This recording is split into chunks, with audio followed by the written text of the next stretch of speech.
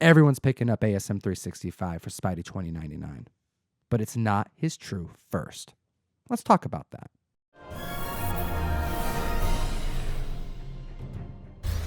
It's time to chat some true firsts, Russ. You know what? This is one of the favorite videos I get to do with you each week, Tom. It's a lot of fun. It really, really is. And it's kind of cool to be able to delve deeper into this comic book history.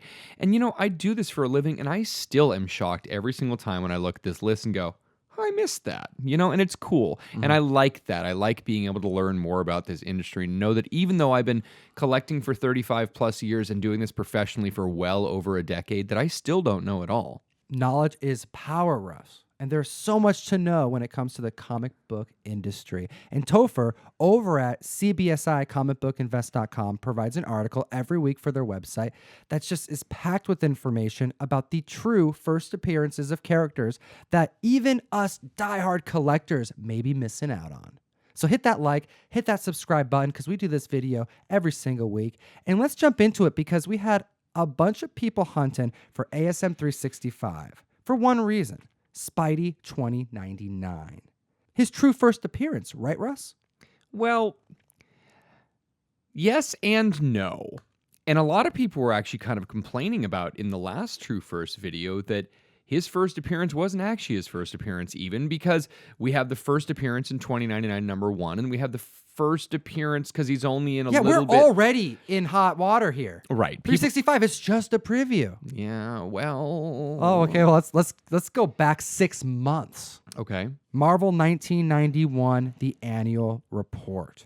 This was a preview, featured a bunch of up-and-coming Spider stuff, and there is one panel that debuts a bunch of Spidey 2099 characters, including Spider-Man 2099. So for those of you that don't know, the Marvel Annual Report was actually a printed magazine. It was like a thick-sized comic that they sent out to retailers and people who were newspaper people, and it was boring. I just got one into my shop, and I was flipping through it, and the first half of it is quite honestly, this issue, this print run, this issue, this print run, this issue, this print run, this is how many of this is how many for of it. stores, man. Yeah, no, it is straight up like you look through this and see how well Spider-Man was selling, how well Wolverine was selling, how well, Super Pro was selling, and all of these other things. And then the second half of it was some comic-y type things, and yes, some advertising for up-and-coming comics. Now, for those of you that weren't around in the early 1990s, 2099 was a massive event. I mean, now when you hear about Civil War II is going to be an event, Secret War is going to be an event, something Marvel-y, massive, big event thing, they kind of push it for a while, and they push it on Instagram, and they push it on movies, and they push it on the advertisements in the back. This is one of those things. 2099 was a rebooting of the universe, and oh my God, we're looking in the future. And we knew that Ravage 2099 and X-Men 2099 and Spider-Man 2099. And Doom, yeah. Yeah, there's a bunch of these 2099 books that we knew were coming out. So while this may be the first one that we found in public, there's probably a lot more of 2099 ads that may even predate this one or post-date this one and are still earlier than 365. Ooh. So get to hunting. I actually have one for you, Russ. Ooh, all right. Okay, because if we move to that same month that 365 was released, we have a previews guide that was it was less for the store, more for the consumer. We have Marvel Age 114 making the list. Coming out in July, a full month before ASM 365. So yes, we have a panel appearance.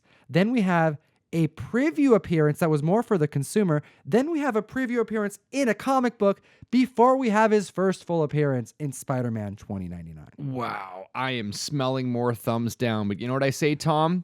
Dislikes are as good as likes. We love it. Hit that like and that subscribe button. All right. A lot of talk about Into the Spider-Verse, Russ. Oh, yeah, Tom. But we have Miles Morales, okay?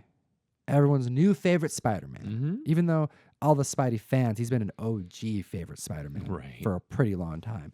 But this animated version, this particular version of Miles Morales is super hot. What was his first appearance in comics? Ultimate Fallout 4, right, Tom? Actually, Topher helped us out because, yeah, of course, you have Ultimate Fallout 4. You have the first appearance of Miles Morales as Spider-Man. But you actually have the animated first appearance premiering in a handful of guidebooks. We have the Spideyverse guidebook, the softcover, hardcover, as well as the Passport to Reading. all of these feature this animated version of Miles Morales. So if you're a fan of Miles Morales, these are keys that you need to be picking up because it's the first appearance of this Miles Morales that's now the fan favorite because of the movie. And again, since they kind of retconned his origin story and changed a few other things about the character, it is not the ultimate Fallout 4 Miles Morales. It is not the ultimate Spider-Man 1 Brian Michael Bendis run Miles Morales. This is the Into the Spider-Verse movie universe Miles Morales. This is a different Miles Morales. It is, absolutely. So it counts. This is different. So we got to keep an eye out for it. All right. And the last one on this list is not, I picked something that wasn't part of the Spider-Verse stuff. Oh, good. Okay, this is something a little bit different, but I feel like it needs to be mentioned. Topher felt like it needs to be mentioned. We had the most viewed Marvel trailer hit YouTube, hit the internet ever over this last couple weeks. Avengers 4 Endgame. Well, and I think a lot of those views were actually people who got hijacked to go see Once Upon a Deadpool and then had to rewatch it and go back to the same one. So it actually is probably 20% fewer than we think it is. But still, 4 billion people watched it within 37 seconds. I mean, it was an amazing number. All right. So, Endgame, man. People are talking Endgame. It's exciting. And this is probably going to be the most watched Marvel movie to date when it premieres. Endgame. The name of the Avengers movie. This has been in speculation all year because it like so much of like what could be the movie could be related to comics based off of the name. I mean, we had Dark Avengers as a potential name for a while. Right. That was out there that spiked that book. We had a handful of others, but Endgame is where it lands. But where was the time we ever heard the word Endgame in the Avengers run? Avengers issue number 71. A classic book. Interesting. First appearance of the Invaders. Captain America, Black Panther. We also have Human Torch, who hasn't shown up in the universe yet. But yeah, the Invaders is a very, very cool team. Love it. All right. And then we had a giveaway from the last week's video, didn't we, Russ? We did.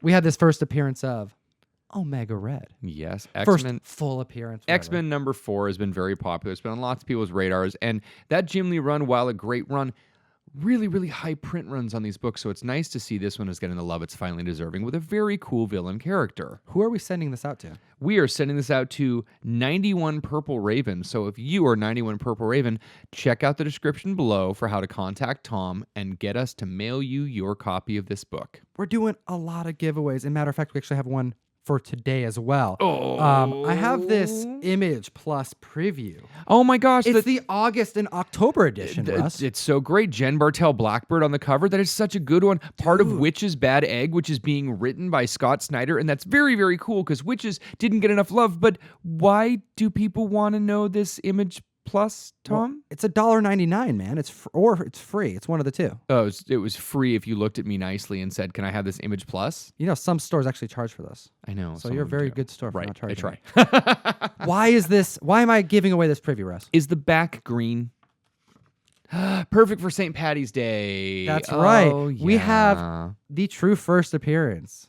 The Image Plus with the pink cover Jen Bartel on the front and back cover is Dead Rabbit. And you know, this one has been discontinued, discombobulated, and disenfranchised. We are no longer allowed to even mention Ed Day Abbott Ray on the air. So this is your only chance to get one of these. So like, comment down below, give us a thumbs up, subscribe, give us a thumbs down, whatever you want to do. Get a chance to win this first appearance of Dead Rabbit. Yeah, we want to know your thoughts about this true first list. And you know what? I got to just say one thing. If Hellboy's true first appearance was on the back of a previews guide and it looked like this, I would want it. Oh, absolutely. This is a really cool first appearance. Mm-hmm. It's a full back page spread. If this was graded, and I would display it like this. I would display it flipped. So, interesting side note. We were at the Image Expo when John McRae and Jerry Dugan came up on stage and talked about this. John McRae came out in a ski mask with X's over the eyes and tried to do the interview through the mask and then realized no one could hear him, so he took the mask off. Mm-hmm. And it was so cool. And there were 75 people in the room, and Tom and I were 2 of them. That's so right. When we heard and were excited about Dead Rabbit, it was like a big production theatrical for less than 100 people. Yeah, they went all out, and it definitely motivated me to want to get the book, which I did. I'm glad I did. Oh, yeah. But man, I'm really hoping they bring it back. I hope so, under a different Ed Day, Abbott Ray Idletay, you know? Maybe, you know what they're probably doing? They're probably scouting restaurants to see like what ideas they can get. Right. They're going to have to call it the Big Boy Shoney's Rabbit, you know? Something. See what they can get sued for. All right, we do appreciate your time today. Shout out to comicbookinvest.com, CBSI, for putting out such great content all the time. They put out so many things every single day. They do. It's hard to keep up, but you know what? You got to, because it's packed with knowledge. And we do appreciate them for getting us this information every single week. Thanks again to Topher for it. And you know what? Geek responsibly. Oh, always. Enough. Said, hit the link in the description to find out how you can sign up for the mystery mail call. We're giving away out an amazing Spider-Man number 129 this month.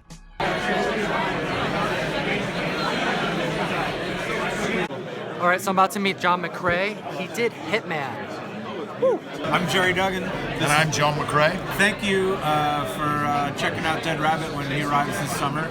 It's going to be a sad, fucked up tale with a fella trying to injure some other people to pay for someone else's medical bills.